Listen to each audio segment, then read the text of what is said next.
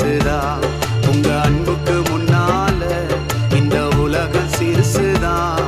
அந்த வானத்தை போல உங்க மனசு பெருசுதான்.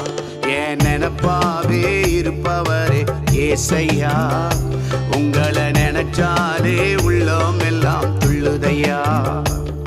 என் நினைப்பா